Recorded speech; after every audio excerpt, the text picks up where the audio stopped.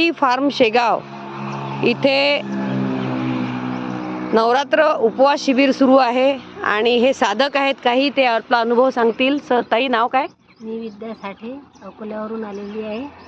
मी याच्या आधी उपवास करायची तर फराळावरच करायची, पण आता इथे येऊन लिंबू पाण्यावरती उपवास केले. वजन किती कमी? माझं 4 किलो वजन कमी झालं आहे, पण काहीच मला असं वाटत नाही, मी एकदम ओके आहे. माझं नाव मंदाकिनी वाघ, मी चोपड्याहून जळगाव जिल्ह्याहून आली आहे. माझा मुलगा डॉक्टर आहे, पण त्याने मला इथं पाठवलं तर माझ्या मुलीच्या वर्षावर माझं 4 किलो वजन कमी झालं आहे. पण मी खूप आनंदी आहे आणि लिंबू पाण्यावर उपवास केला, मला काहीच त्रास होत नाही. मी खूप आनंदी आहे. माझं वय आता 75 आहे, तरी मला काहीच त्रास नाही. मी मालतीबाई खाचणे. तुमच्या उपवासाला तर खूप ग्रेट झाला केला उपवास. तुम्ही सांगा किती दिवसात? मी 40 दिवसाचा उपवास केला. तर 1 ऑगस्ट पासून मी आज 30 सप्टेंबर पर्यंत अजून आता उपाशीच आहे. हा, आता उद्या सोडाल? मला उद्या माझा उपवास सुटील.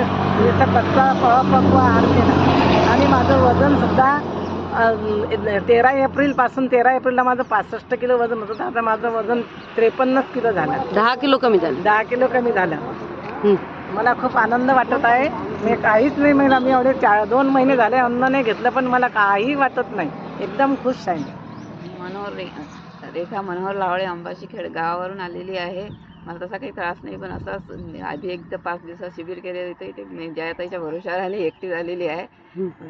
बाकी काही त्रास नाही. लिंबू पाण्याचा माझा उपवास चालू आहे. भारी गेला का? मला काही फरक वाटत नाही, एकदम फ्रेश वाटत आहे, आनंद वाटत नाही. ते असं परत यावंसं वाटत आहे.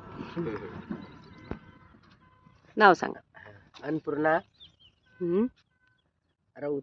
हा, उपवासात कसं वाटून राहिलं आजी? उपवासात एकदम चांगलं वाटून राहिलं आणि थोडा शुगर मध्ये फरक वाटून राहिला. बीपी शुगर म्हणजे गोळ्या घेतल्याच नाहीत मी इथे आली तेव्हापासून, पण मला काहीच त्रास नाही. एनर्जीची कमी नाही, काहीच कमी नाही. एलर्जी चांगली आहे, काही थकवा नाही वाटत, काही नाही वाटत. उपवासाच्या बद्दल अनेक गैरसमज आहे समाजामध्ये, पण आता हे साधक जे सांगत आहेत यावरून आपल्याला समजू शकेल की आपण उपवास करून आपलं जे आयुर्वेदिक मंत्र आहे की लंघनम परम औषधम, हे जर आपण लक्षात घेतलं तर अनेक रोग केवळ लंघन केल्याने किंवा फास्टिंग केल्याने दुरुस्त होतात.